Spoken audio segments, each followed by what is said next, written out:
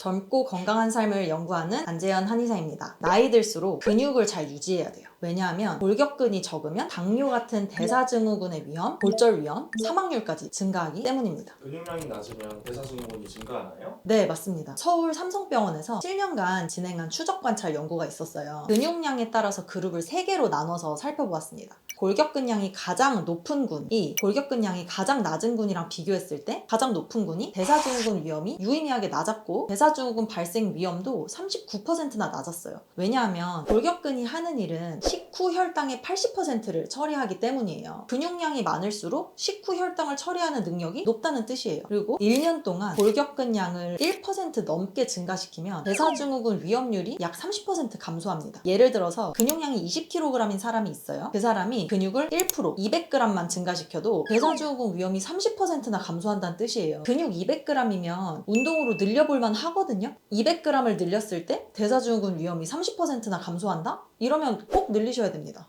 근육량이 낮으면 골절 위험 증가하나요? 네, 그것도 맞습니다. 영국에서 어떤 연구를 했냐면 38만 7,025명을 대상으로 12년 동안 추적 관찰을 했어요. 근감소증 환자의 경우 골절 위험이 최대 30%까지 증가했습니다. 그러니까 근육량에 대해서는 빠지기 전에 미리미리 평가를 하고 적극적으로 의료진이 개입해서 치료를 해야 된다. 이런 필요성을 시사하고 있죠. 그런데 비만 환자는 근감소가 더 위험해요. 비만인데 근육이 적은 비만 있죠. 왜냐면 네덜란드에서 평균 연령이 69.5세인 환자들 5,888명을 대상으로 근감소증 환자와 근감소 비만, 근육량이 적은 비만 환자예요. 둘 다 사망률을 분석을 해봤는데요. 근감소증 환자의 경우는 10년 내 사망률이 거의 2배 가까이 증가했고 근감소 비만 노인은 최대 2.84배까지 사망률이 증가했어요. 근감소만 있어도 위험하지만 비만이면서 근육량 감소까지 보이면 이건 무조건 치료하셔야 된다는 뜻입니다. 근감소 환자분들이 그렇게 많은가요? 네, 2022년 기준으로 봤을 때 질병관리청 자료에 따르면 국내 65세 이상 근감소증 유병률은 7.9%예요. 남자는 6.6%, 여자는 9.2%, 여자가 더 많죠. 그리고 65세 이상의 악력 저하율은 16.7%예요. 두 가지 모두 당연히 연령이 증가할수록 증가합니다. 근감소증 유병률이 7.9%니까 아주 러프하게 말하면 10명 중 1명은 근감소증이라는 말입니다. 단백질을 열심히 먹으면 되나요? 일반적으로는 단백질을 많이 섭취할수록 골격근량은 증가한다고 알려져 있어요. 그런데 실제로 근육량은 먹는 단백질의 양에만 영향을 받지 않거든요. 유전, 성별, 개인 건강 상태 등 이런 다양한 요인의 영향을 받아요. 2024년에 인바디 회사에서 조사한 자료가 있었는데요. 안타깝게도 한국인, 일본인은 단백질을 많이 먹는데도 근육량이 잘 증가하지 않는 특성이 있다고 발표를 했습니다. 그럼 어떻게 해요?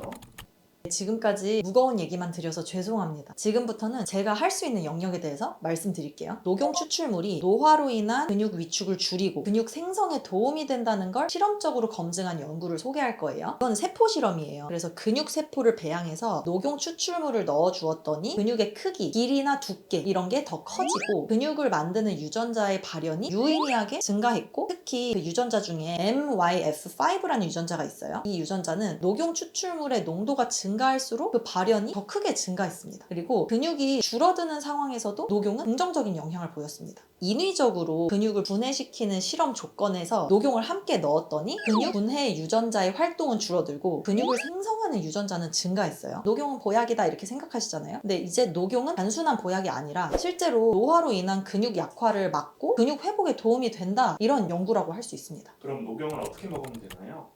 녹용 이 사슴뿔이잖아요. 한번 보여드리고 싶어서 가져왔어요. 사슴뿔이고 한의원에는 녹용이 들어간 처방이 다양하게 있거든요. 녹용을 넣은 녹용 한약도 있고 사향과 녹용이 함께 들어간 사향공진단도 있고 녹용과 경옥고가 함께 들어간 녹용경옥고도 있고 녹용과 목향이 들어간 녹용공진단도 있어요. 되게 다양해요. 내가 스스로 고르기는 좀 어려워요. 저랑 상의하시고 몸 상태를 파악하신 후에 어떤 거를 드시면 좋을지는 제가 결정해 드릴게요. 녹용은 보약 이상의 어떤 가치가 있다 기억해 주시면 감사하겠습니다.